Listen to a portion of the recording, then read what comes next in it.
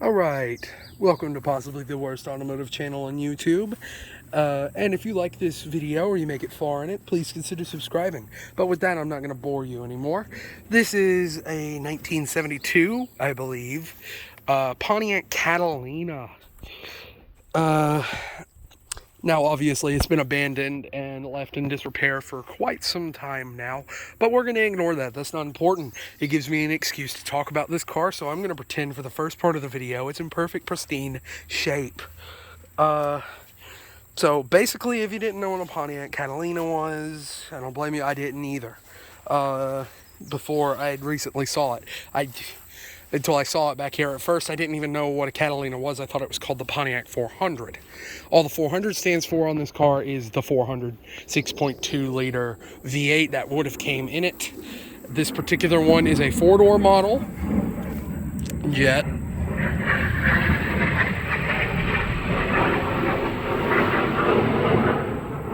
This particular one We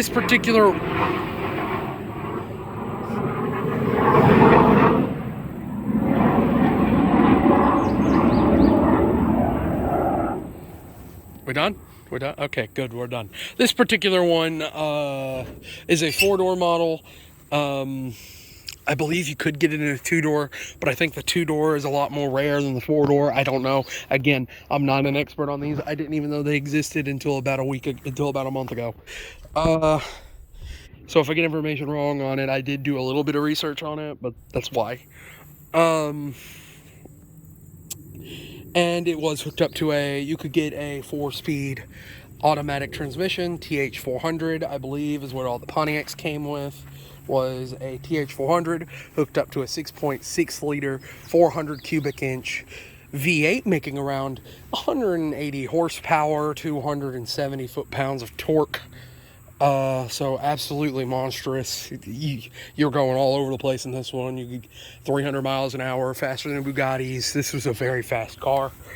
0 to 60 and it'll get there. 0 to 100 and it'll laugh at you. It is a body-on-frame rear-wheel drive car, or was a body-on-frame rear-wheel drive car. Still a body-on-frame. Don't know if the frame's any good. Don't know if anything's any good, because it looks like it's been sitting in water. So it might be completely rotted away. This car might be just scrap metal now. It is a pretty decent-looking car from the 70s, and this is first year. This is first year emissions era of cars. So this is when they got really bad. I'll go ahead and show you the lack of the interior in this thing. I can't even comment on what it would have looked like, because I can't even imagine what it would have looked like.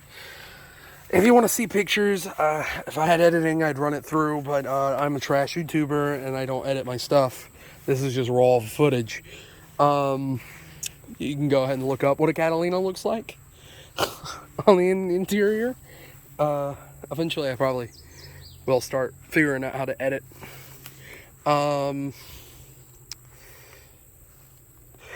And it is an all-steel car. This is quite a heavy vehicle, or was.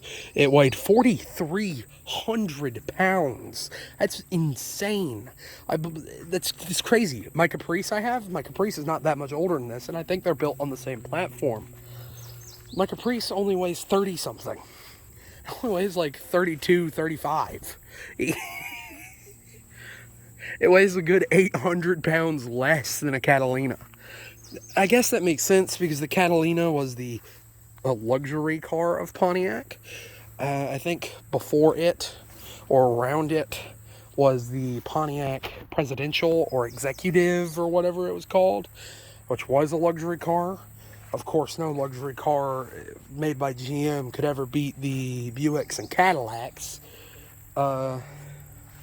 Honestly, if you were buying a Pontiac, I don't know why you'd ever buy anything that isn't a Trans Am. It just doesn't make sense, especially in the 70s. Buy one of those, buy a Trans Am, don't buy a Catalina. But now, if you want one, I believe they're kind of rare. Don't know what their prices is. I couldn't find any, at least in my area, of what people would want in my area. I always put a little bit lower than what they want. So keep that in mind. My prices aren't always exactly right. But old stuff like this, it depends. Like this one, if I were to buy it or it were to get sold, I would say it would be like, see, that was a wasp. I ain't touching this car. It would be like probably $300 car. Because there's nothing in it. It's missing the hood, missing the interior. You don't even know if the frame's still good under it. Honestly, I wouldn't pay $300. I'd pay more like $150,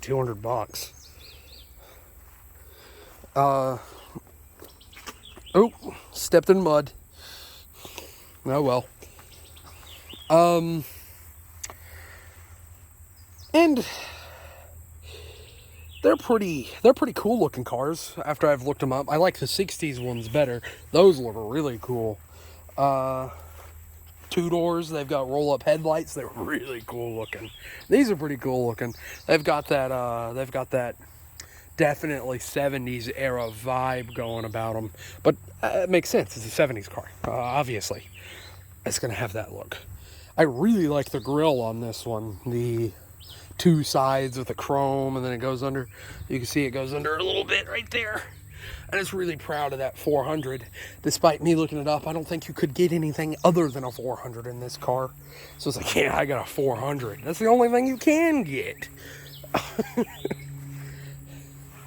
And if I'm wrong about that, I bet the other engine option is a Pontiac 350. They are different. Don't get a Pontiac 350 or a Pontiac 400 mixed with a Chevy 400 or a Buick, or don't get those two mixed. You will be messed up. They are different. They are very different. The blocks are completely different. They're just the same size. I guess I'd say some of the things I think would be cool to see to this car if it ever got dragged out. I wouldn't ever restore this one. I wouldn't restore half these cars back here because they're so far gone. It would cost so much to restore it. You might as well just buy one pre-restored that somebody's already restored. Or it'd be so much, you might as well just get a different car. And these things would require so much work, it would be unreal. So what I would say, if it is still got a good frame on it, it still is roadworthy, gut the interior, clean it out real good, put 2 racing seats in it, or redo the interior with new stuff, fix all the electronics on it, the electrical, or lack thereof electronics, like, say electronics, I mean like light bulbs and stuff, and put some sort of modern V8 in it, or a diesel. It'd be cool to see a diesel in this car without the hood. Yeah. A Duramax V8 diesel, that would be so cool. It's still a 400 cubic inch V8. It's because the Duramax is a 6.6 liter turbo V8 diesel. So put one of those in there. That'd be really cool to see. If you don't want to do that, a Hemi. Put a Hemi in there. That'd be interesting. And that's at least what I'd do. Just because I think it'd be cool to see in this car with the hood open. But I guess realistically, or what would happen if somebody were to get a hold of this one, or whatever, if you had one, an LS. LSs are always cool. They're great. They're very good motors. They're done to death. So you ain't going to get any points for originality if you do an LS in one of these cars, or any car in general. You're not going to get any points for originality. But there's a reason they're swapped it and everything. If I was going full-blown drag car, that's exactly what I'd put in it. Diesel, I'd do. If I was going for something that would be cool, diesel or Hemi. If I was going full-on race car, LS V8. All day. All day. It'd be all day, every day. Or you could electrify it. I don't know. There's so many cool options out there that would be for this. What I would do is I'd do a diesel. Just because it's a great big 70s car. Diesel would be fun to build. It'd be fun to put in something like this. It about needs a diesel to pull it. But yeah, I guess I'm going to go ahead and say this. If you made it this far into the video, thank thank you for watching, and you at least like hearing me talk. So if you want to see more of my videos, they're a lot like this one. The best way and easiest way to do that is by supporting the channel, by liking, by subscribing. To get notified. I do 2 videos a day, one short, one long. They're equally both garbage. So if you like garbage content for some reason, go ahead and press the subscribe button. If you want to support the channel, that's a good way to do it too. And you can like, comment, and share the video. Spread the word around of my channel. Let people know about it.